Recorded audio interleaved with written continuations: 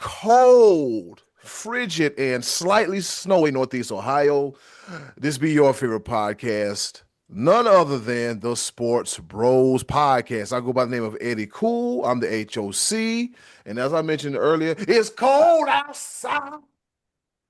Well, you're holding. I ended up holding these pillows and blankets and staying inside. We got hit with a lot of snow yesterday, and I'm glad that my job got the bright idea to Oof. call people off in clothes. And I'm like, there was gonna be the one time I was gonna do a no call, no show. How come you ain't show up outside? Have you looked at the window lately? But anyways, that's neither here nor there. I'm Eddie Cool, and of course, you know I can't do this by myself. Not only do I have one, but I have two of the best co-hosts in the world. Introducing first El Capitan, manning this sportacular podcast ship down in Fayetteville, North Carolina. He is the Almighty Be Live. What's happening? What's going on in the world today? Fellas, you guys, Snow. you guys are getting all of the snow. We down here in Fayetteville, North Carolina, we are getting African American immigration agents. What? Black ice. Okay. Whew, whew, whew. That was. I'm sorry. Weren't sure where we were going with that one, but Yeah, that's all I was like. I knew. I looked at both of y'all's face. They're like, "Oh Lord, what in the world is he talking about?" Oh man. But I want to start off this that sports. stuff's no joke, though, man. I- That black ice is no joke. I That black ice against you. I promise you, it was pretty bad down there. A lot of accidents, and that's where so I want to start off this podcast by thanking all of the linemen that came from various states to help out with maintaining power here in North Carolina. I met one guy from Detroit, Michigan. Met a bunch of fellas from New Jersey that were down here just for to maintain power for this lovely city that I live here in Fayetteville. And so I shout out to them because I know it's a very dangerous job and on what those guys do. So I greatly appreciate them. It was nice meeting them, and I appreciate appreciate the compensation for showing a couple of the guys around town last night. Hey. They get paid handsomely, and I can see it in my light. I see it in my light bill. But it was fun. It was absolutely fun. But I digress. Let's go ahead and bring in the other frigid guy, the other guy up there up north, nursing his injuries. We got to put. Snow shoveling injuries. Shout out to the linemen. Let them work. Let them live. Get the hell out the way if you don't know what you're doing, all right? And the other guy, he is the pride of Washington, Pennsylvania. I think they got maybe like 8 to 10 inches of snow. He's playing with a bad hamstring. You know, we're not going to mark him questionable with a lower body injury, bum toe, none of that. He is the one, the only, the money man, Scotty D. Check out Mr. Businessman. He bought some wildlife. It has been wild. The NFL play has been wild. This was a wild weekend here in Pennsylvania with the snow just nonstop for like 14 hours. It like snowed for like 14 or 15 hours in a row. I had to keep going out and trying to keep my car from being buried and shoveling and sweeping around the house. And I've never seen it stacked as high as this, and it's cold. And fortunately, we had some great football to sit and watch. Well, 50% of the time, we had some great football to sit and watch on Sunday. And Eddie Cool, that's it. The championship games are over. Time to move on to baseball season. Let's go. Pitchers and catchers. Let's do our Major League Baseball. We're not there yet. No, sir. We're not there yet. No. That's next month, Scotty. It ain't too far away though. It ain't too far away. I'm glad you said something about that, man. It's not too far away. I feel great because for the first time in forever, I'll be a part of this discussion about the conference championships game because my job was like, hey Eddie, we gonna don't work tonight. We gonna call you off. Thank you. I was gonna call myself off anyway, but that's neither here nor there. Let's go ahead and hop right into it. The top of the order. I gave him the sign just like that. Be live. All right, let's get this started. The order. You hear that, Eddie? Yeah, you might need to move something around. It's all good. Ladies and gentlemen, welcome to the SportsBros podcast, where there's all kind of stuff going on over here. But we fix it on the fly. That's what we'll do because we're professionals, if you will. With that being said, No, we're not. No, we're not. do I sound better now, fellas? You do. Yes, there you Yeah. go. There you go. Mike, not as hot. I don't know what button you twist or lever you pull, but you're sounding great now. All right. As Scotty D mentioned, we had a slate of good. Well, we had one okay game, and the other game was great, but we're going to talk about the game that was kind of sort of okay. We're going to talk about the New England Patriots as they defeat the Denver Broncos 10-7 to go to their 11th Super Bowl. Did I hear that right? Sure. Yep. It may be their 12th. The 12th? I thought I saw a graphic where they're 6-5 in the Super Bowl. So that would mean this would be their 12th. Okay. Apparently, I can't count I'm a number off. Anywho, yep. That's right. Yeah, that sounds right. Yep. The Broncos lose one at home, and the weather played a role in it as well, too. And points are a premium. Fellas, we're going to start with that first, man. When we say points are a premium, knowing that the weather was possibly going to turn out the way it did, and the Broncos just didn't capitalize on the opportunity, unlike the Patriots. I see B Live got his hand on his head, like he got a lot to say, so I'm just let you go first. When it comes to this podcast, there are few moments that I take pride in where myself and Scotty D are on the same page for something. We like to combat each other as part of the banter, as part of the fun when it comes to the Sports Bros podcast. Like we yin to yang and such whatnot, what have you. But as we are watching the Patriots versus the Broncos are up 7-0. And they're in the red zone. They're threatening to go up another score. And they first, second, third down, they're not able to advance ball. It would be a chip-in field goal. Me and him both are in the group chat talking to each other. Take the points. Please. So you gotta do take the points. They were up 7-0. Field goal would have made it 10-0. With a backup quarterback. Yeah. With a backup quarterback. And who would have thought that at that point in time, Denver would never score again. Final score, 10-7 New England. Take the points. That's all you gotta do. Like, you know what? I sound old at times. I get it. The game has evolved. The game has changed. Analytics, you want to do all kinds of crazy stuff. You know what? I'm okay with some of that. In the regular season, this is win or go home. The AFC Championship game. And here's the thing. The weather being as unpredictable as it is, it almost looked like Denver was like, that's not part of our plan. Because, points are at a premium, especially in bad weather games. And we saw the weather of the game change drastically to the point where the commentators, the announcers, couldn't see the ball. So that's not part of your, take every point that you can get.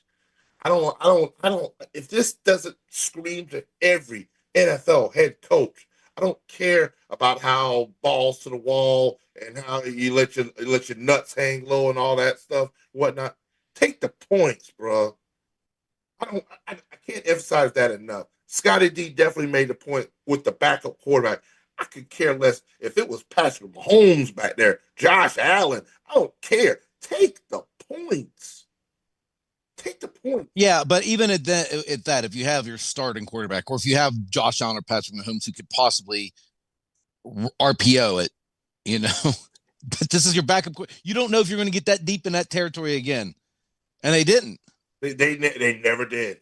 There was 2 failed field goal attempts after that because the weather was like I said, the weather was terrible. The winds coming across. It just you put your entire franchise in a bad position because you wanted to gamble. Like I don't get it. I like there's way too much on the line. Mm-hmm.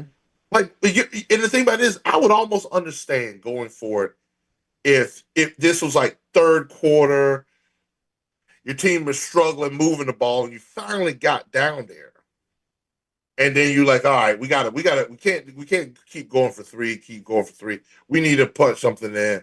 Maybe I almost can understand that, but you're up 7-0. Mm-hmm. Make it a 2-possession game, regardless. 14-0, 10-0. It's the same thing. They have to score twice. Now they only had to score once and score twice to win, as opposed to scoring twice to tie, which all bets are off at that point in time. But Mm-hmm. you literally just and Sean Payton outcoached himself. Sean Payton outcoached himself, and he does that from time to time. He does that sometimes. If I'm a Denver fan right now, I mean the future. I feel like the future's bright still with Bo Nix, but Bo Nix is probably going to be out throughout the preseason. Well, I don't think his injury was that severe. I think it was just a fractured ankle. So it's Yeah, not. I would imagine by late August he should be ready to go. Yeah. Yes. It's not as drastic as like Patrick Mahomes is or something. Anyway, and Patrick, like I think they say Patrick Mahomes gonna be out the whole year with his injury. So they're saying that it probably won't be until like week 1. But again, I'm digressing a little bit. The future is bright for Denver. They'll be back. But man, for that to be the reason why you don't advance is because you're gambling. That just doesn't sit well with me at all. Yeah, definitely not a good look. Scotty D, your thoughts on the AFC title game? Well, I agree with what B-Lad said. You got to take the points. I want to just throw this out there. You know, we got New England back in the Super Bowl, and for a lot of years, people were tired of them. They were sick. They hated the Patriots. I don't want to see the Patriots. I'm tired of watching the Super Bowl.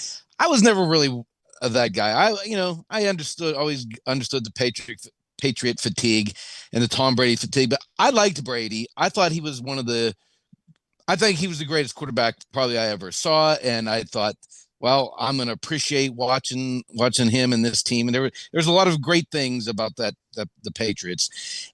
And the fact that I don't feel this way now seems to offend the Patriot fans already. The Patriots this year are in the American Football Conference with such quarterbacks as Lamar Jackson, Patrick Mahomes, Joe Burrow, Josh Allen, Trevor Lawrence, and they faced none of them to get back to the Super Bowl.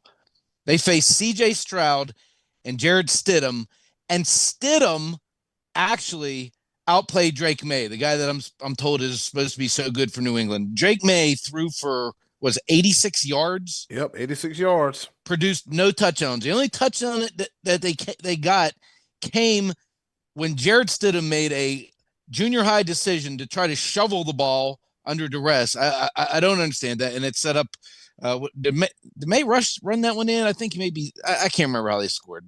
He may have. Yeah, I think he rushed. He ran it in. Yep, he ran it in.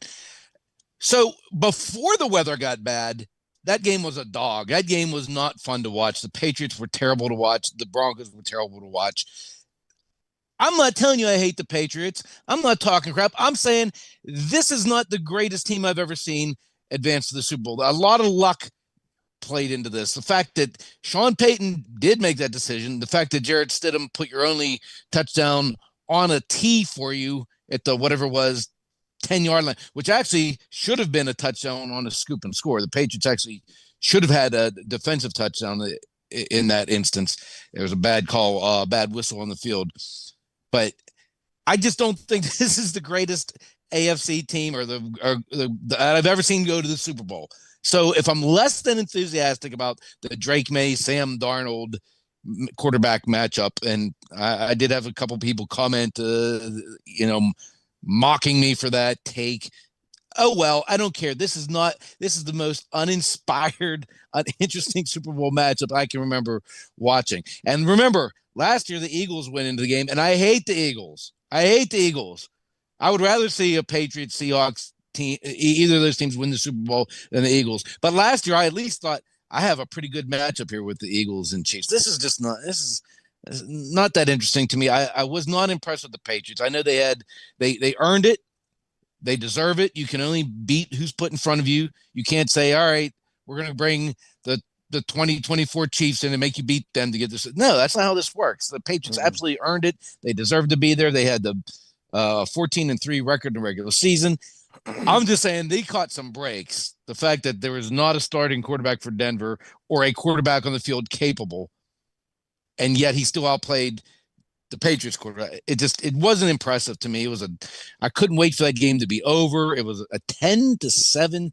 Wasn't enjoyable at all. It was a defensive struggle, punts back and forth. Oh goodness. So there we go. I'm just not super excited to see this version of the Patriots going into the Super Bowl. I'd rather see Patrick Mahomes back with Taylor Swift again, or Tom Brady. Bring Tom Brady back for another go round. I'd rather see that than this. Absolutely not. Yeah, that mother bleeper need to stay where he at. Ain't no coming back. Ain't no. You remember about 4 years ago how I felt about that Scotty about coming back. But I had somebody text me yesterday say, "Is Tony Romo the best quarterback in the stadium today?" I think he was. Tony Romo's people. Speaking of that, man, I saw something on social media, because if you know what's on social media, it's true, about the difference between there's Romo fatigue and how people have been praising Brady for his breakdown of the of doing color commentary. Ladies and gentlemen, let me tell you something. I work in a business. Color commentary is color commentary. All right. You have two guys that played the same position, one at an all-time great level and one at a pretty high level. So they might know what they're talking about. So I don't know, man. People just have a tendency to just nitpick at everything. You know what I'm saying? Like, I would rather have a guy on there that knows what he's talking about versus somebody that's just trying to figure out, because I would rather have a knowledgeable quarterback versus somebody that don't know what the hell they're talking about, because if there's somebody that don't know what to talk about, change it. I'm turning it. So be easy. Oh, then we got our boy Greg Olson. Greg. But and by the way, did you happen to catch the fact that right before Jared Stidham had that incredibly idiotic turnover, Romo would just happen to mention right before that snap, a turnover here would be absolutely catastrophic, or however he put it. He referenced it, and then it happened. He spoke it into existence right after that. I remember that. Commentators curse. Oh man, everything strikes again. I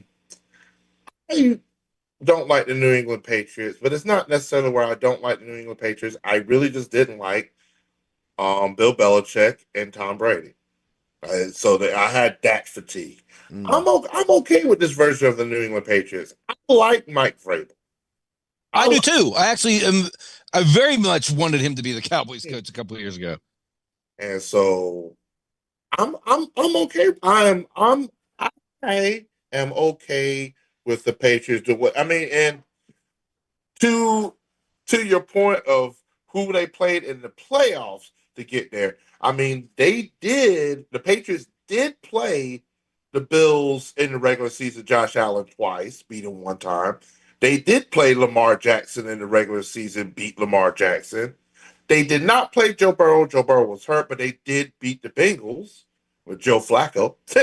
Lost to the Raiders. They did. They lost. Going to be picking number one. They lost to the Steelers. Lost to the Steelers. We'll get to them in a little bit. They had some bad. I mean, they only lost 3 times, but they weren't great. They didn't have the toughest schedule. I mean, if we're being honest about it. And again, that's not their fault. You go out and play the best you can against who you're supposed to play next. I'm not disputing that they didn't deserve this and they didn't earn it. I'm just saying they had some incredible luck along the way that helped pave the way for this. I mean, they played the Chargers in the first round. That team looked like they had never practiced. That part. They looked terrible. There was no offensive line. to speak of. Herbert looked terrible, and I know the Patriots did have something to do with that. Obviously, they have a nice defense, and again, C.J. Stroud made. I thought I'd seen the worst decisions ever by a quarterback until I saw Jared Stidham, and this past week. It is what it is. They didn't cheat to get there, like maybe they may have done at some point in the past. I don't know, but I'm just saying it's not the most impressive team I've ever seen. That's all I'm saying. Yeah, I get you on that. Steady man. But yeah, it was just it was just okay. Shame on you, Josh Allen, for not being in that game yesterday. Shame on you. That's a whole nother story for another day. This was his year. Yeah, it sure was. Yeah, because he had no Lamar, he had no Joe, he had no Patrick Mahomes. Coaching decisions, the same. Yeah, coaching decisions have bit teams in the ass this postseason, and I mean, I can't scream it enough. Like, take the points. Take the points. Yep. Take the points. Especially when you know that the weather is like, okay, this could be happening at any time of day. Like, I'm pretty sure. You check the weather forecast. I mean, hell, I check the weather forecast, and I'm just going to and from to work about my business. But I make sure I know what's going on before I get too deep into it. Multi-billion-dollar business, and somebody didn't check the weather. Now, what happened in the other game? What happened in the other one? A whole lot. Woo! That one was a banger.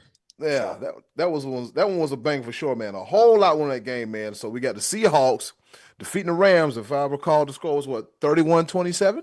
Oh, yes, sir. They're up 31-27. See, that's why I like watching the game, so I can come on the podcast and know what the hell I'm talking about. So, thoughts from that game, fellas. Actually, before you even mention it, the highlight of the game was Tariq Woolen. Boy, if the Seahawks lost, that would have bit him in the ass. He got penalized for taunting on a crucial fourth down.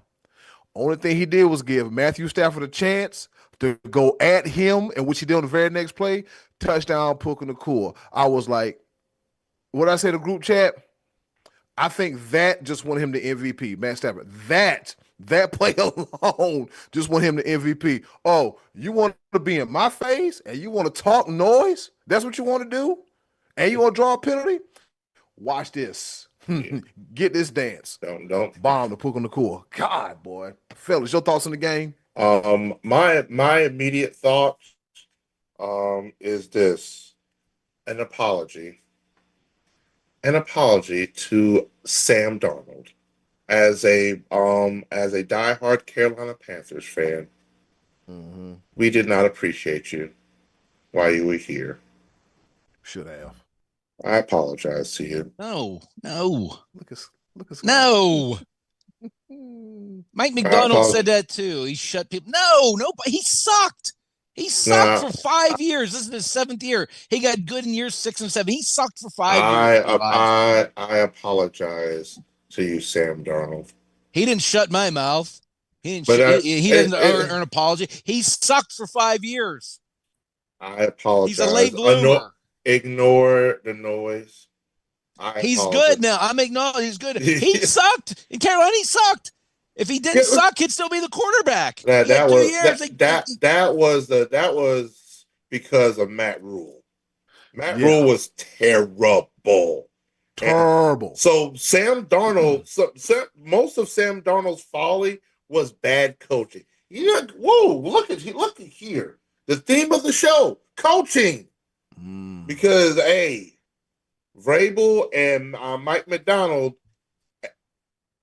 they coach it. They coach. That's fair, but he still sucked. Regardless, he sucked. He did. He stunk. We can't dance around that. We can't move around from that. You will see. And you know what? Bad coaching is maybe a tribute to him actually sticking up the joint as well too. Because what was it? Because think about it. He had to deal with. Apologize. They don't have to apologize. This is my statement to you, Sam Darnold. He had to deal with Adam the Gase. Don't get yours. Yeah, and then he had.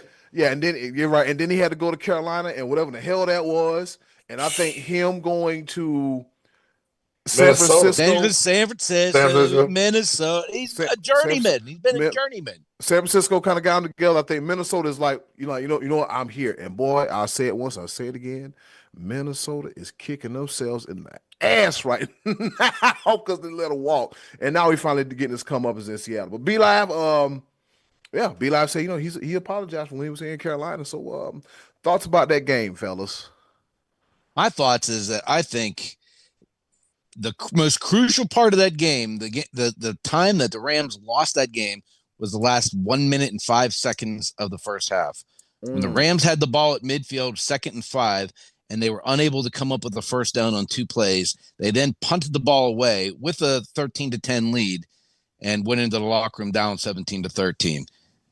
Fast forward to early in the third quarter, their punt returner drops a punt, and Seattle capitalizes and scores on that, and they go up 2 scores. If you pick up that first down and you at least kick a field goal or don't score and go into the locker room up 13-10, that is an entirely different second half. It's entirely different because at the end of the game, when Sean McVay had an opportunity to kick a field goal and cut into the lead, cut the lead to 1, he chose to go for it. Well, if he would have had the other 3 points, he would have probably kicked the field goal and taken that lead there. So that end of the first half, I thought, was the most crucial part of that game, and that's the part that came back and bit the Rams worse. And I didn't think it was terrible coaching. I thought both coaches coached a pretty good game. I thought McVay committed to the run more in this game, and it was effective. I thought Kyron Williams and Blake Corum both ran the ball pretty well. Stafford looked really good, but the Seahawks came to play, man, and their coach is second to none, man. That guy has proven himself to me. Darnold's proven himself to me. He looks great. I mean, I'm happy for the guy. He's playing very well, and he put together an outstanding championship performance. But he may have come up on the short end had that 2nd and 5 or 3rd and 5 been able to be converted. The Rams keep the clock going and either get points or keep Seattle from getting points. And I think that's where the whole game turned. Be live. Oh yeah, that's a perfect analysis. Because this is one of those things where the way the game went, you would have the way the game went 31-27. That sounds like a Rams victory because it's a high scoring game. Yeah. And like Seattle is known for their defense. And hey, Matt Stafford carved them up a couple of times. Puka Nacua is next level. Oh boy. But then you have on the other side of the ball, freaking Smith and Jigba. Dude, that guy can play, man. Oh yeah. And that's what I'm saying. That right there, and that also could be we talked about this before. That could be the magic pill right there. Did I lost a boy named Sam Darnold have that true wide receiver 1 when he was with the Jets, when he was with the Panthers? Not like the likes of Justin Jefferson last year when he went 14-3, and now with the likes of Smith and Jigba, that might be the magic pill. And so it makes his job just a little bit easier. And so, like I said, with the way the game went, you thought this was a Rams victory because the Rams know how to score. But Seattle's like, hey, hold my beer. We can sling this rock too. We can move the ball down the field. Kenneth Walker III did a decent job of running the ball. It was a balanced attack, heavier on the passing. But hey, 25-36, 346, and 3 touchdowns for Sam Darnold. He showed up. And those are the type of games that you need from your offense. We say defense wins championships, but this is one of those times where, hey, Sam Darnold stepped up when absolutely needed, and that 14-point swing absolutely changed the trajectory of the game. Sky D, you're spot on with that analysis because it just is a completely different game if they get that first down. Absolutely. Yep. And momentum is something else. When momentum changes, it's hard to change it back. And it was. I mean, but yet the Rams did, because after that punt return, and they went up 2 scores, the Rams came back and scored quickly. I think Devontae Adams may have had to touch on the next drive. They came back quickly and scored. The Rams kept answering, man. That's why that was such a good game, and I hated to see Stafford lose that game. I would have hated to see Darnold lose that game because both those guys played out of their minds. They played so well against really good defenses. That was an excellent game, and now we get that very coveted matchup we'd all been seeking, the May Darnold Super Bowl matchup, the quarterback matchup for the ages. You are so dead set on the quarterback matchup that the two best teams in pretty much in each conference, because the Broncos and the Patriots were tied for when it comes to the record. Yeah. The Seahawks were the best team in the NFC. You have the two best. You pretty much have the two best teams. Yeah, in the Super Patriots Bowl. look really, really good. It was come on, man! You got to give them some credit. I did. I said they earned it. They deserved it. They win 14, 15, 16, 17 games to get there. That's not easy to do. They deserve it. They deserve it. I mean, the tone. It's just it. Your tone. I'm just saying, as history goes, this is one of the worst Final Four championship teams I've ever seen, and it just is. I mean, it is. The two best records in the NFL this year. Yeah, and Scotty D said they're the worst. Down here for the NFL. That's your two best. Scotty D is looking at that marquee. Brady. Breeze. Yes.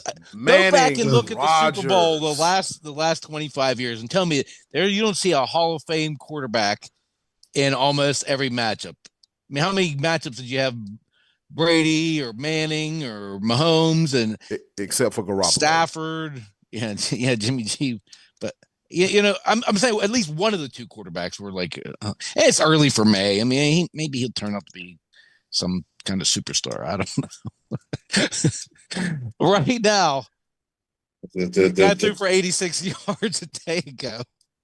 This is disappointing. Scotty, we've been doing this show for almost 7 years now, and I've seen you transition from from the gritty games to now you want to see marquee matchups. You want to see the glitz and the glamour. Come on. No, I want to see May versus Darnold. This is what I've been waiting for. This is what I've been clamoring for. Gee. Lord Jesus is a fire. I'm going to enjoy this. I'm going to enjoy this game. We are going to actually hold back on our Super Bowl predictions until next week, because if we talk about it now, we're still going to be talking about it next week, because we got to wait 2 weeks into the game, because we got the Pro Bowl coming up that nobody's going to watch. Two-hand tag. Man. And here's the thing about us covering the Super Bowl. Here's the thing about the SportsBros podcast covering the Super Bowl. Ever since our inception, we have said we will not spend 2 consecutive weeks talking about the Super Bowl. We're going to talk about it. We're going to talk about it the week before, and then that's it. That 1 week gap, like next week, we're not going to say nothing about it. We're not going to, we're going to talk about it the week of, that whole week of. We're not. Next week. The next week will be the week of. Yeah. You know what? Yeah. The following week will be the week of. Yeah. We'll talk about that, because there's no need of doing all this extra. Eli, explain it to him. Talking conversation. Shut up. Anyways, we're up against the break, ladies and gentlemen. When we come back, we're still not done talking about the NFL. Oh boy, we got a big one to talk about here. Yeah, boy, we got a big one to talk about, Scotty, especially your neck of the woods, because I can't wait to hear what Western Pennsylvania has to say about their potential new coach. Stick stay. Don't you dare go away. The SportsBros podcast will be right back. They could have had Philip Rivers. He might.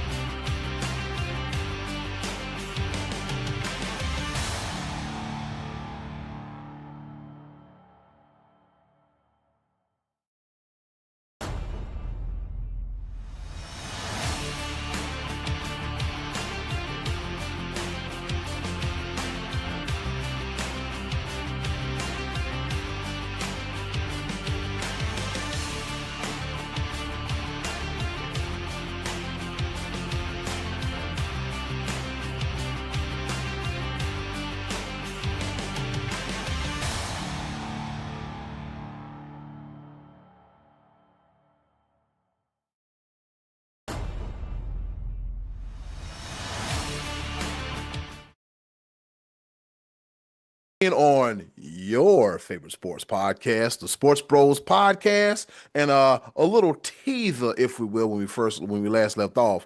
Apparently, these coaching vacancies are filling up slowly but surely. But there's one in particular that's drawn the attention of the rest of the world. Scotty D, what's going on with Mike McCarthy and the Pittsburgh Steelers? Is he there? Is he not there? Is he not there in the city's man of the thoughts? What's the pulse in Western Pennsylvania? It's anger. He's got the job. It's official. Oh yeah. They're hiring him, and he is and the fans here are not happy about it. They're not happy. None of the radio hosts are happy about it. The people calling into radio shows, my friends on Facebook. And all I can say is this is going to be fun for me because I don't like the Steelers.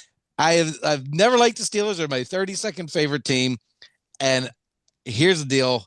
I actually feel for you. I feel your pain because I went through this live on the air like 6 years ago, right? 7 years ago, whatever it was. Yeah. And I last week, I think I told you guys McCarthy was interviewing, and I said, I believe this is a courtesy interview.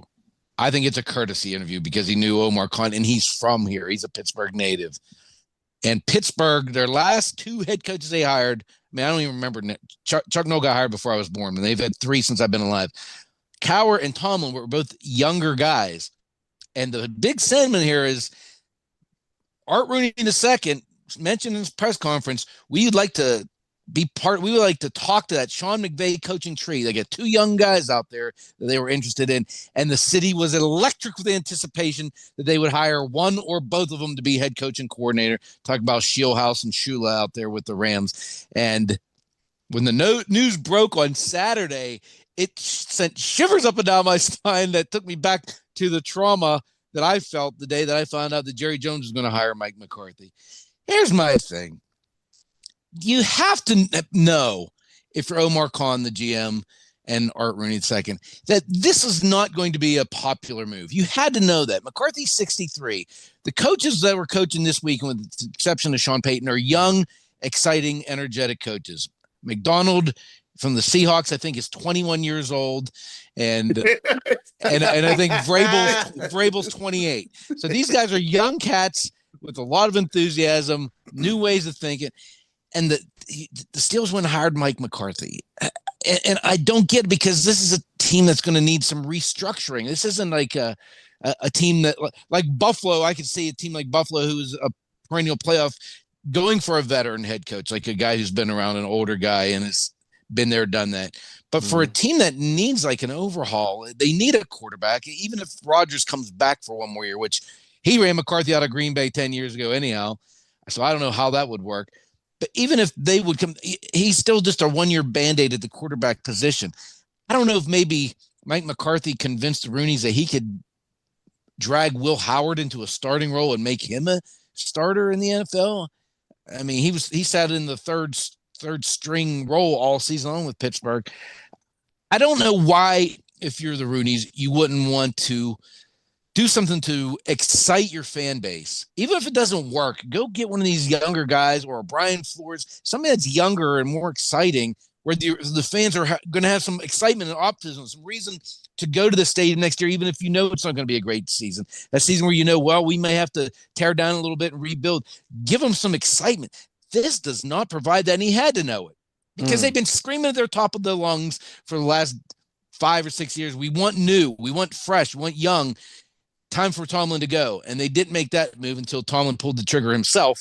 And now you replace him with 63-year-old Mike McCarthy, who also has not been to the Super Bowl since 2011. Oh, I don't get it. I'm very interested in it as a guy who does not like the Steelers and lives here amongst them. I'm very interested in it, but I cannot understand that move whatsoever, B-Live. Scotty, you made a couple points, and I want to throw this out here. Mike Vrabel is 50 years old, and Mike McDonald for Seattle is 38. So, but he's not 21. I was off a little bit by that. This is comical, but you made a very, very valid point as to what could have been the thinking process.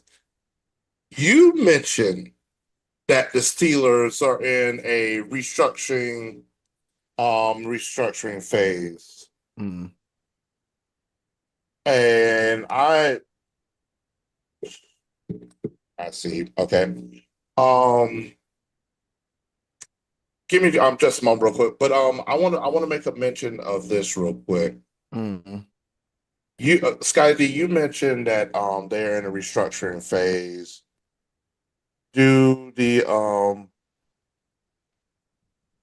Steelers not know that they're in a restructuring phase? Because the only reason you make this hire for Mike McCarthy is that somehow Mike McCarthy went into the interview and convinced the GM and the owner that they are in a win now situation. Like this is a Well, desperation. to answer your question, Rooney said at the initial press conference the day that Tomlin had said he was stepping aside that excuse me, that he doesn't believe in doing like in some way, I'm paraphrasing here, he doesn't believe in having a year where you're not trying to compete. He thinks they should compete every year, whereas all the locals, sports experts, quote unquote, all say you have to tear down once in a while. You have to start from scratch. So if that means you're going to trade off Hayward or TJ Watt and let Aaron Rodgers walk without trying to get him back, and you suffer through a couple seasons of 4 wins or 3 wins, whatever, in order to get better draft capital and rebuild, find your quarterback in the future. I think the fan base here would be fine with that because it's not more of the same 9-10 wins, losing first round of the playoff kind of deal. They know this is a smart football fan base where they know if we lose for a couple years, it's going to be better for the long term. But Rooney doesn't seem to subscribe to that philosophy. And to your point, Mike McCarthy must be the greatest interviewer of all time. Right. Ugh. Like Keeps getting hired. He's like the Mike Brown of the NFL. he like Stay literally having a job. snake oil salesman, like sell ice to an Eskimo. Like that's the only thing. That's the only way I could try to even rationalize it is that he convinced the Steelers that they could win now with the current status of the team, and nobody. You got it. Oh my God, these are He actually also happens to be friends with the general manager. That didn't hurt either. And is he from the Pittsburgh area too? On top of that, he is. But here's the thing, though: if the Steelers did not hire Mike McCarthy this weekend, do you think someone else would have gobbled him up? Because I don't think there's anybody. He interviewed for Tennessee, and they already hired their guy. They got their guy. It's not like he was.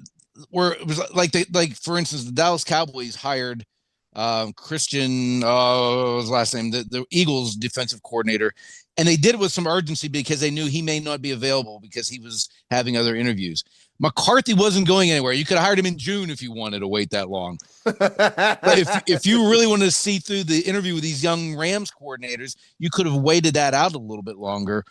You got a 2-week break now where often coaches that are going to the Super Bowl as coordinators, they interview during that process, like Kellen Moore did a year ago. But why the urgency to hire Mike McCarthy then and not taking a little bit more time? I don't know. My hands are in the air with this one. Honestly, like I said, that's the only possible thought, and it's terrible. It's a terrible thought that he convinced them that they're like, yeah. He did some type of convincing show, and he was the right guy, which is astounding to me. I completely thought it was a courtesy gesture to interview him just because he's a Pittsburgh native and a friend of the GM. I didn't think he's getting that job. Wow. Wow. Rational thought is out of the window. I'll tell you that much. I'm over here like I'm like yeah, Pittsburgh normally goes young, but I'm like Mike McCarthy. I'm like, are y'all that maxed out? Are y'all that stressed out? Y'all can't find look, we can't end this until we find somebody. I mean, whatever had to be impatient. I mean, The Rams coordinator, she could have brought them back in there because they got number free time. But man, who the hell knows, man? We'll see. We'll see. And fellas, I think next year we might be right as far as our predictions when it comes to the Steelers and where they stand in the NFC North next year. I think we'll get it right that time. Well, Be live. Huh? Go ahead. none of the teams in the NFC North are making great coaching hires. So it's like, No. I mean, do A you see? lot of off season to go here. Yeah, A it's lot of like, off season to go. so Well, we shall see. Be live. You have a rant that you want to get off your chest real quick before we hop into our favorite portion of the show, the choices of the voices. So be live, talking about the state of college football and what's on his mind. all right.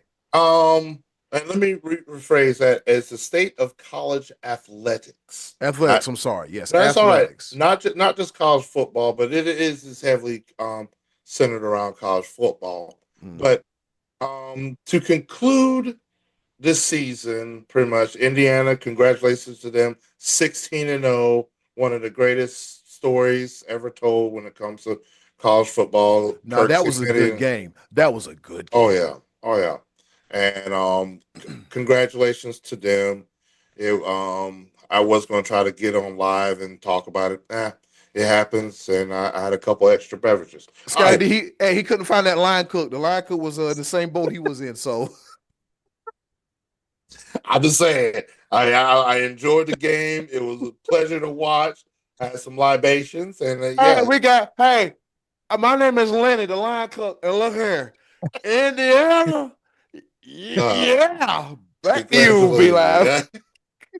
Go ahead, be live. But I want to take just quick couple minutes to talk about the state of college athletics because the college athletics has always been a core of my sports enjoyment in totality. When it comes to the what it was the BCS Bowl, the bowl games, then the introduction of the college football playoffs, 14. Now we're up to 12 teams, still too many. But the state of it, now that we're dealing with NIL, transfer portal, and now colleges paying players directly, what in the hell is going on? One story that's hit the headlines right now, of course, is very near and dear to my heart because all roads lead to Dabo. And Dabo is not happy with college football right now. Because when you have a player that has enrolled at your school after he was in a transfer portal, Luke Fraley transferred from Cal to Clemson, enrolled in class. He's in class, receiving text messages from another coach with a picture of $1 million contract. What? Yeah. Hold on, let me sit up here. Let me. Golding in that guy's name? Golding? Pete Golding, the interim head coach of Ole Miss after here's the thing, the mess that Ole Miss just dealt with Lane Kiffin and get him out of town. Pete Golding comes right behind and just even like, what are we doing here? What point in time a head coach should never be talking directly to any player that's not like I get recruiting and all the things like that, but the kid's he's at another school. He's enrolled.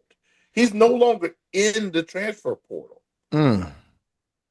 He is signed, committed, and the kid's like, "Yo, we got all this money. We'll take care of the buyout. I know you're signed. What's your buyout?" That's incredible. That doesn't exist in any other type of sport, especially on a professional level. That doesn't exist when it comes to players and their contracts. So college football has just lost its ever-loving mind. And Dabo's like, hey, NCAA, what you going to do about this? This is clear-cut tampering. And Dabo say, you know what? I know there's tampering happens all across the board. There are Yeah. coaches and assistants that do all kinds of stuff that they ain't supposed to be doing. But when the kid's in class, and then the kid's agent was like, "Hey, I'll give you these text messages if you put in an extra $1 million for the player." Yeah, yeah. And he tried to extort more money. I'm like, "What? What are we doing?" It's like it's not in. Enjoy it to all those people who said college athletes should get paid. Oh, they You know are. Enjoy it. you know what, Scotty D. I'm damn near at that sentiment. I'm like, I said to myself, kids getting paid, okay, name, image, and likeness, okay, cool. But now it's just like whatever the underbelly was of college athletics, it is now brought to the forefront. And with Beli breaking the story about a player literally getting recruited, air quotes, if you will. Hey, we know the buyout. Just tell us what it is, and we'll make it happen. Excuse me? Like, what are we? Is at that point where the game went from being like, you know what, we gonna, I'm pretty sure you guys remember the story of Eric Dickerson receiving that Trans Am before he went to SMU. Allegedly, I guess it came from Texas A&M allegedly. But apparently, Eric Dickerson was like, nah, my grandma bought it for me. That's my story, and I'm sticking to it.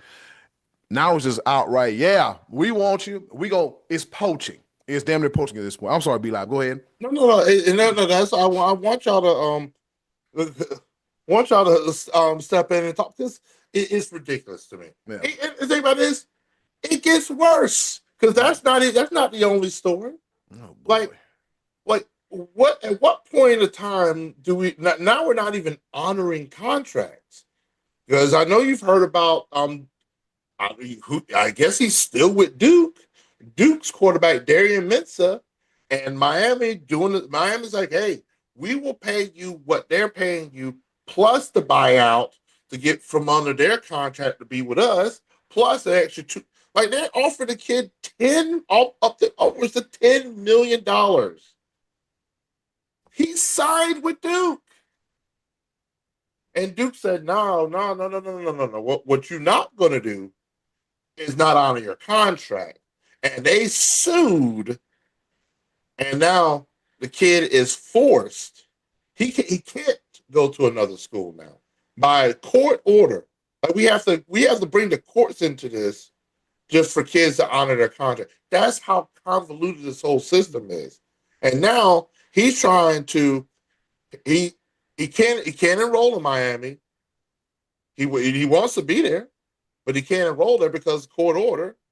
And now that the hearing's not up until I believe he filed an emergency injunction to get the hearing moved up to January 29th. Because guess what's also coming up? The spring semester.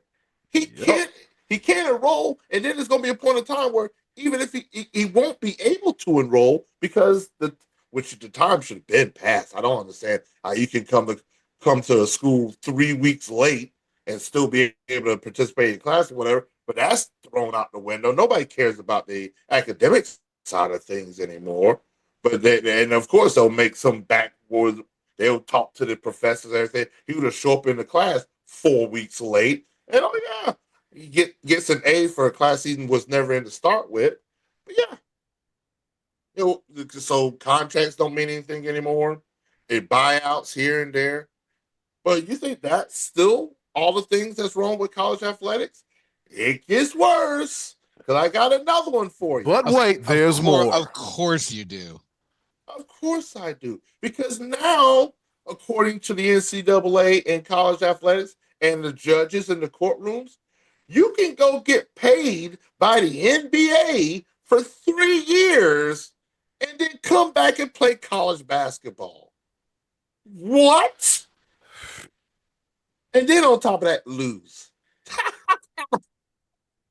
Brings back this 7-foot kid that's been in the G League getting paychecks from the NBA for 3 years, brings him back, temporary court injunction because he sued the NCAA and immediately was reinstated, got on the court, and for them to lose to Tennessee. I watched the game. It was hilarious. And ESPN ain't do no justice because ESPN's counting how many dunks this guy has. What have you ever seen ESPN put a stat up of how many dunks one player has in a game? They were counting how many dunks because there's a 23-year-old kid that is towering over 18, 19, 20-year-old kids. What are we doing at this point, college sports? What It's pro sports, it's not amateur athletes, semi-pro ball now at every level. It irritates the crap out of me watching the athletics that I enjoy. I prefer the college game much more than I do the pro game because the pro game is a bunch of elitist, rich guys, this and that and the third that make all this extra money, and I gotta pay $300 for a ticket to go to any of these games. I can't stand that. Now we got elitist college students that they don't care about the colors that they wear. They don't care about the emblem on their helmet. They don't care about that. They care about the paycheck that they can get. That's why now you got kids that have transferred to 7 different schools to play football for 7 different schools. How do they do that? There's a Miami player that's on his 8th year of eligibility. I saw that. Oh. Well, didn't this break down to like he got hurt, so that year's gone, and then he got the COVID years. I think we'll get to some normalcy. I think once these COVID years start to filter out, hopefully. But yeah, and didn't he get like 2 years for COVID? He like I guess 2 years for JUCO and then COVID and then got hurt and then I'm like, wait, hold on, wait, what? Oh. Yeah, it's just entirely too much to follow. I think the NCAA should step in and try to do. They should have did something before it became the cluster monk that it is now, because now it's the wild west. Everybody doing what they want to do, when they want to do it, and how they want to do it. Instead of being a governing body in order some regulation, you have to, man. You got to reel this thing in. But I hate to say it, but I think it's too far gone now. What do you think, Scotty? I think it's too far gone. That's where I think that was my rant more than anything. I feel like it's too far gone. Dabo, I hope that you get some type of movement in this. I hope the NCAA grows a set, grows some kahunas, and does something before we lose college athletics altogether. Yes, pay. You know what? Pay the players. Please pay them because y'all are making billions of dollars off of their backs. Pay them something, name, image, and likeness. But this pay to play and all this other stuff that y'all did not regulate from jump. You got all these people with all these doctorate and PhD degrees and stuff like that. Y'all couldn't figure any of this out. None of it. Wild, Wild West. The death of the amateur, the rise of the mercenary. Like transfer portal is now the auction house. 25, 30, 30, anybody going to 35, 4, 45, 50, 55, 5 million, 5. Yeah, pretty much. Come on, bro. That's where we at with it. In other college news, there's an undefeated team by the name of the Miami Redhawks. They won a bunch of games. They're currently 8-0 in the Mid-American Conference, 20-0 overall, and they're undefeated at home and away. So the Miami Redhawks are sitting at 20-0. And did Penn State Wrestling win again this weekend? I think they did. If they wrestled, they did. Yeah, if they wrestled, they did. I think they did. They win. Let me look real quick. I'm sorry about that, B-Live. You started talking about like college stuff, and I started looking around. I'm like, what's going on here? The Miami Redhawks. Please tell me where they're located at. Are they in? Is the Miami of Ohio? Yeah, Miami of Ohio. Oh, okay. I was like, Yep. Yeah, Scotty, Penn State won again. They swept the University of Maryland 51-0. Wow. In this recent meet as well too. And up next, the Cornhuskers of Nebraska. They will host. I'll take Penn State in that meet. You'll take Penn State. Yeah, I'm gonna take Penn State. I picked Penn State. Yep. That will be this upcoming Friday. Big Ten wrestling. All right. With that being said, and did I even mention about the 20 some odd, actually up to 40 college players that are under investigation for betting on their own games. Point Please. shaving, basketball, point shaving. I'm still digesting the first 12 points. Save that one for next week. He said the first 12 it's ridiculous. I'm sorry. It's a lot. It's a lot today. Slow down. Yeah. Speaking of slow it down, we're gonna slow it down just a little bit. I don't know how much time we got left, but I don't want us to get caught up in it. Looking at my phone because I have yet to get a watch. I'm about to fix that this week, though. Guess what time it is? Time is it? You know what I'm saying? I got a little smart watch. You know what I'm saying? Oh, I'm glad you asked. It's time once again for our favorite portion of the show, the choices of the voices. With that being said, good God. Hey, yo, Button, hit it. Hit it. Choice of the voices coming at you on the other side of this break, right here on the Sports Bros podcast. Stick stay. You don't you dare go away. We'll be back.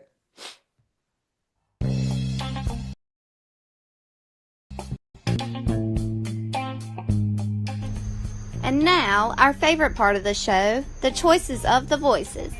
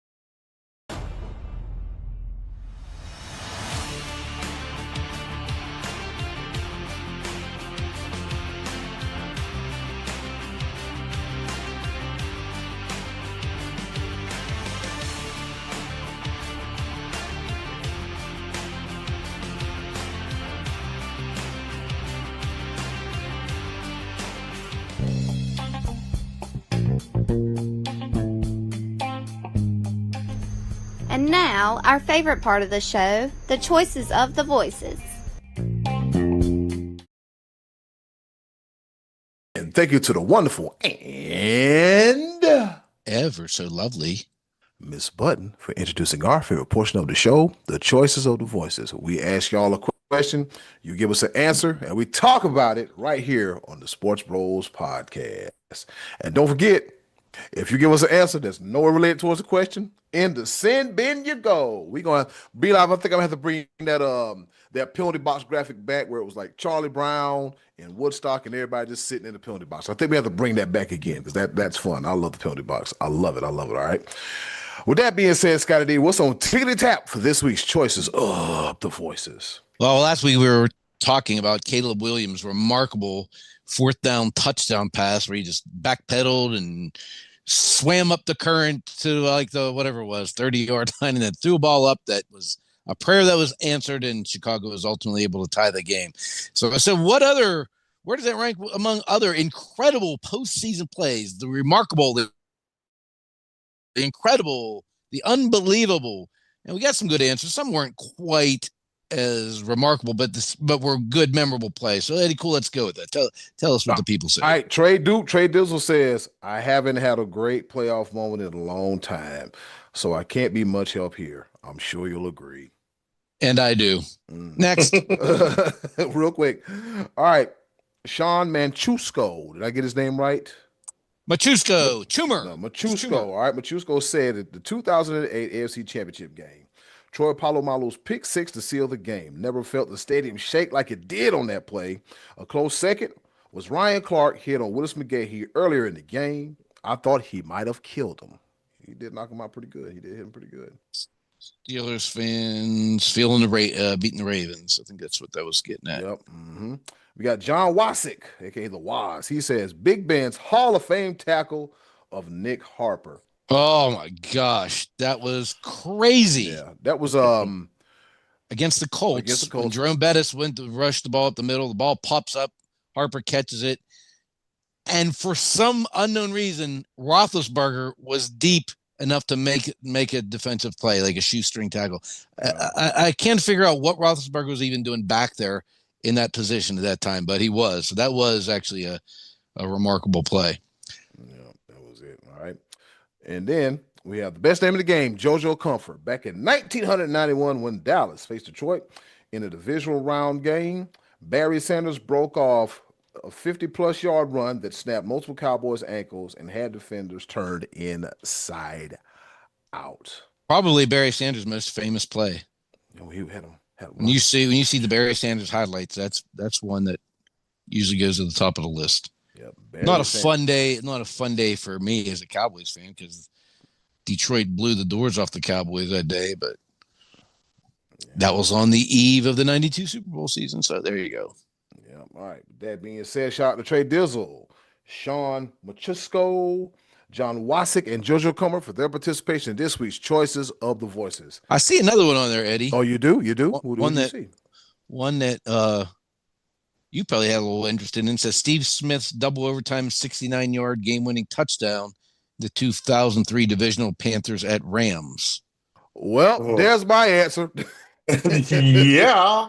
Yeah, there's my answer. Yep, yeah, you know what? I'll go ahead and say, yep, Steve Smith, double overtime. I was in my mom's house, jumping up and down. I was like, go, go, go, go. I remember the graphics were so nice on Fox as opposed to this beginner intermediate stuff now, but it was so nice, man. That touchdown, Jake Delhomme was dealing all day, and the Rams were a tough out, so we wound up winning that game and shot to Smitty in that double overtime touchdown. Was this the first play of double overtime? Is that what I'm watching here? It looks like it was. I think it was. I think it was the first play, if I'm not mistaken. So, yep there's mine.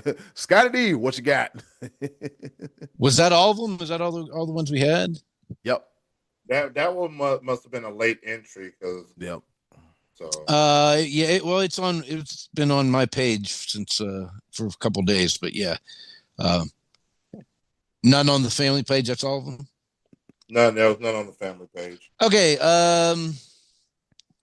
as a Dallas Cowboy fan, the Hail Mary, the original Hail Mary comes to mind. The Cowboys and the Vikings, the game that Roger Staubach threw one up to Drew Pearson, and he caught it and backed into the end zone, and he told the reporters afterwards, I just threw it up, closed my eyes, and said a Hail Mary. And that phrase stuck.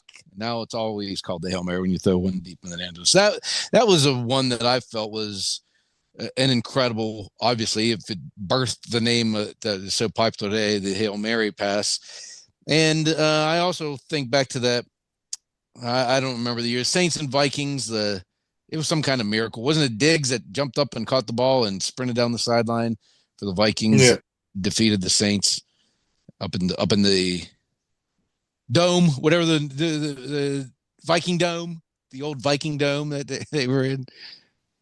The Metrodome. I think That's what I was going to call it, the Metrodome. But yeah, the Hubert H. Humphrey Metrodome and the Pontiac Silverdome was in Detroit. Yeah, that's it. And then Diggs threw his helmet, and it was crazy. So those are two that stick out in my mind. Beli, what say you? I see what happened because I had to look at all comments because Facebook filtered that one about Steve Smith. How dare you, Facebook? What's wrong with y'all? Because it was just a link to a YouTube, and so I did not get to see it. But yeah, I'd have absolutely put that up there. Was that Brad Thomas? Was that the name of the guy? Yeah. So I was like, man, it hurt, but it's okay. It's all right. We here with it. I'm making back to it. But yes, the 2015 NFC Championship game between the Carolina Panthers and the Arizona Cardinals in complete blowout fashion. But what stood out to me was the final touchdown. It was with 5 minutes to go. The Panthers pretty much had the game sealed. But then when Luke Kuechly intercepted the ball and returned it for a touchdown, I was at Bank of America Stadium for it, and it was absolutely electric. The bank was rocking. The B of A was literally shaking at the foundation, and you could hear a resounding Luke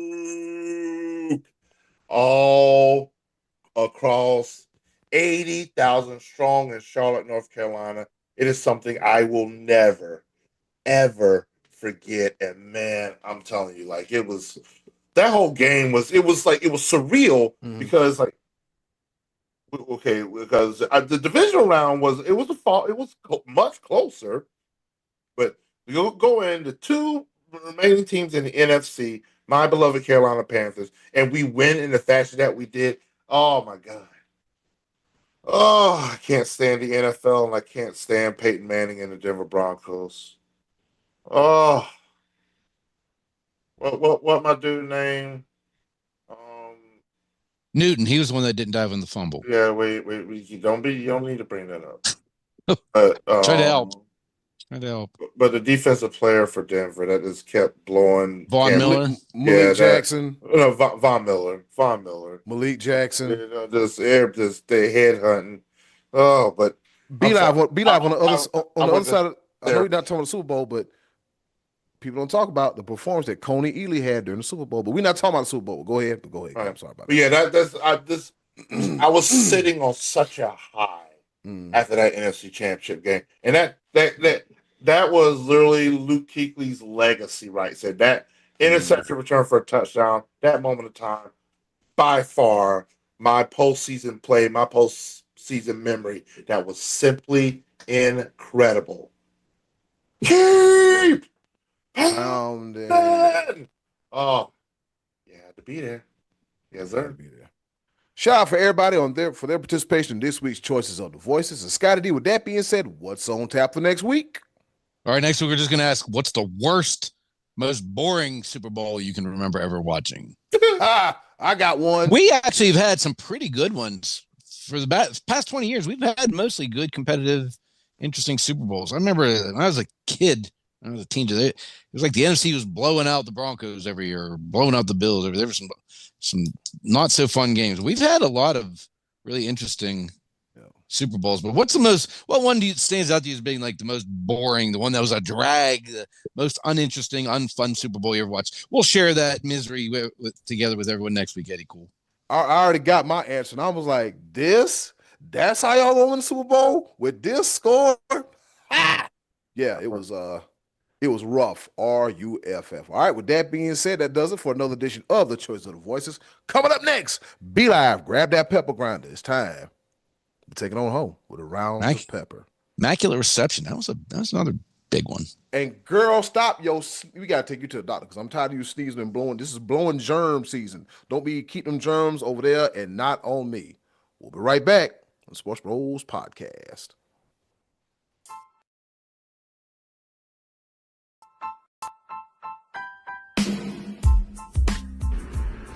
Okay, boys, let's bring it home with a round of pepper.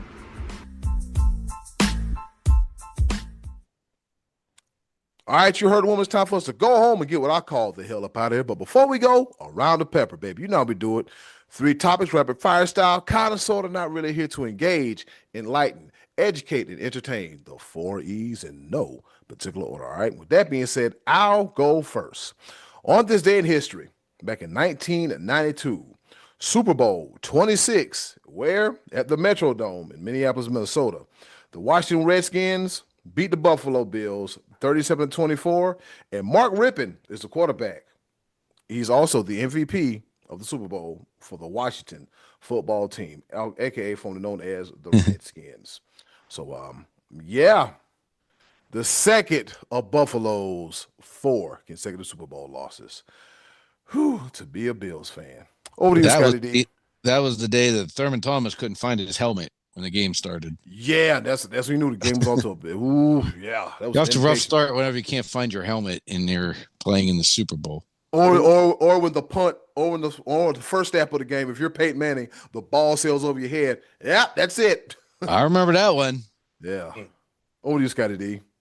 All right, so this past weekend, UFC began their partnership with Paramount, and one of the big bangers that I've ever seen was Justin Gaethje and Paddy Pimblett.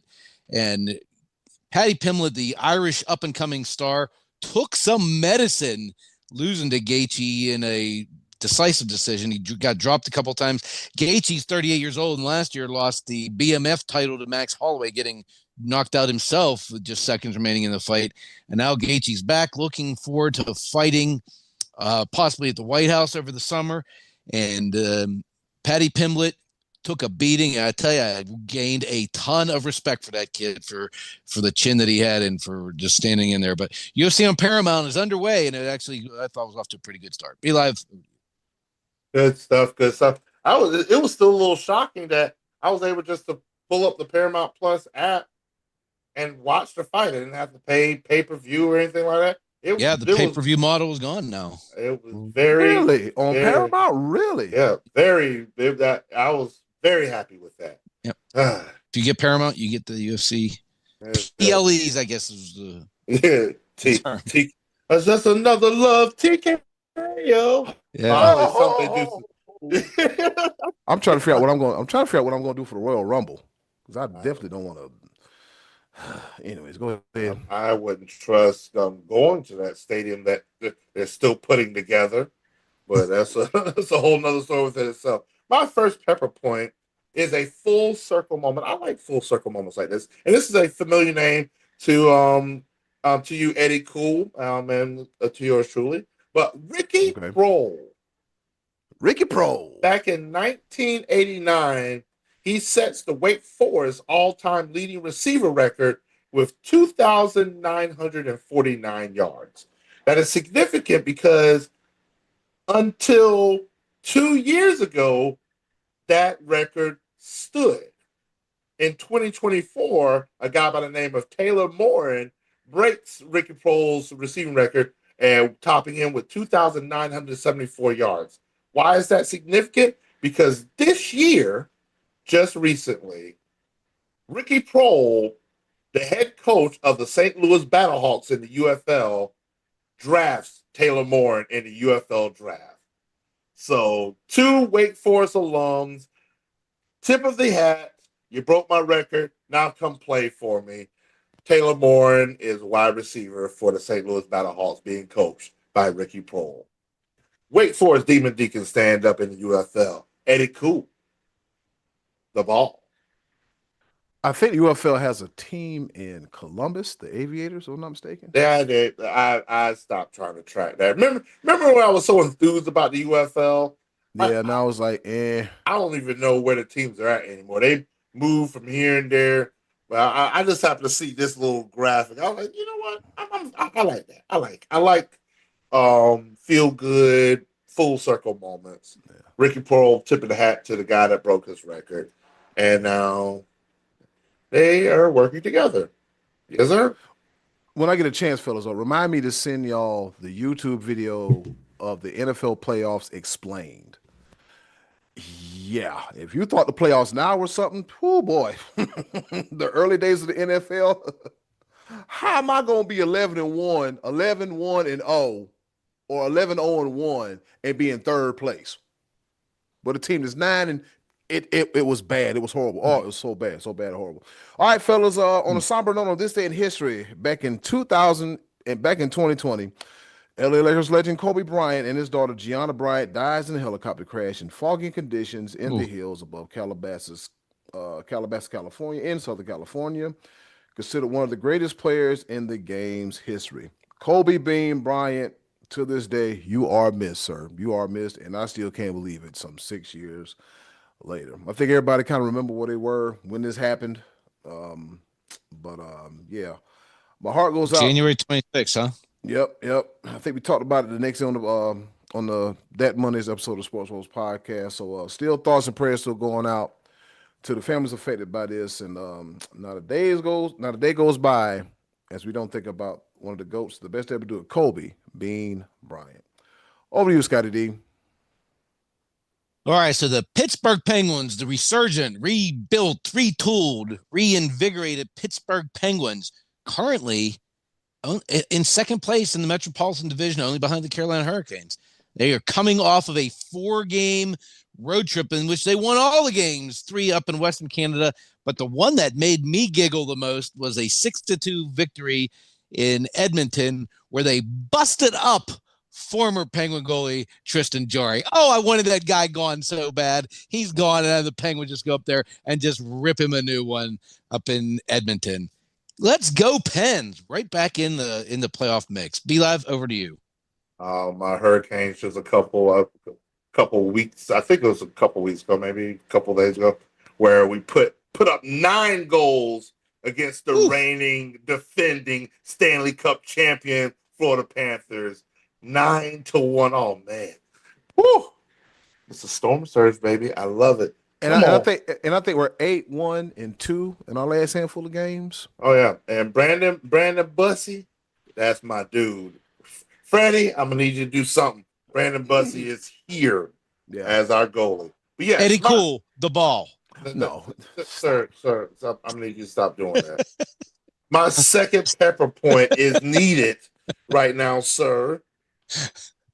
Indiana football just completed their 16-0 undefeated national championship football run. Remember before that we stated, though, that before this season, Indiana was the losingest football program in college football history. Yep. They were just surpassed by Northwestern. But this fact right here that I want to bring to your attention summarizes that, because before this season, Indiana had won a grand total of 3 bowl games. God. 1979, 1988, and 1991. With what they did this year, they doubled their bowl victory total, going from 3 to 6. That's incredible. They had as many bowl games won in the past 19 such days as they had in the previous 125 years combined. Indiana football is here, despite what their history says. Eddie Cool. Double. Will we be witnessing a dynasty? I think we are. Because last year, like, oh man, Indiana's a fluke. I don't know, man. I have no idea. Yeah. All right, fellas. So here we go. On this day in history, also in 2020, the NFL Pro Bowl, I think it was the last one where they took a tackle each other. At Camping World Stadium in Orlando, Florida, the AFC beats the NFC 38-33, and the MVPs, Lamar Jackson of the AFC, the Baltimore Ravens, and Calais Campbell, defensive end then of the Jacksonville Jaguars. And I think that was the last time they did this mess. It's like, you know what? Don't nobody want to play in this. Everybody getting beat up. Y'all trying to add a new game. We're good. We're good. Don't even go to Hawaii no more. So yeah. The Pro Bowl was fun um when Sean Taylor was trying to take off Brian Mormon's head. That's when it was fun. Yep. Over to you, Scotty D. All right. Pirates had Pirate Fest this past week and got cut a little bit short because of weather. But one person who was not invited to it was Andrew McCutchen. McCutchen's currently a free agent, and is when asked about him, Ben Cherington seemed a little bit uncommitted to the idea of re-signing Kutch, saying we're grateful for all the years of him. Not sure what we're going to do yet, kind of hemmed and hawed on it. McCutchen, not pleased with this, goes on a Twitter and saying, did the Cardinals treat Pujols like this? Did the Tigers treat Miguel Cabrera like this? Just would like to have known that he was a little bit more respect and had one more chance to say goodbye to fans had this indeed been the last season in Pittsburgh. And he goes on to say, still got gas in the tank, still got desire to play the field, to play at a high level. So we will see how this drama unfolds. I, for one, would like to see one more season of Andrew McCutchen in Pittsburgh as they try to turn the corner after an offseason where they actually signed some players. But we'll see how this one pans out. If we have seen the last of McCutchen, tip of the cap to one of the greatest Pirates of all time. Be live, over to you. Oh, yes. Andrew McCutchen is one of my favorites. Absolutely. Class act. Absolutely. All right. Third and final pepper point. Eddie Cool and I talked about a couple things earlier. It's the hottest thing on the streets right now.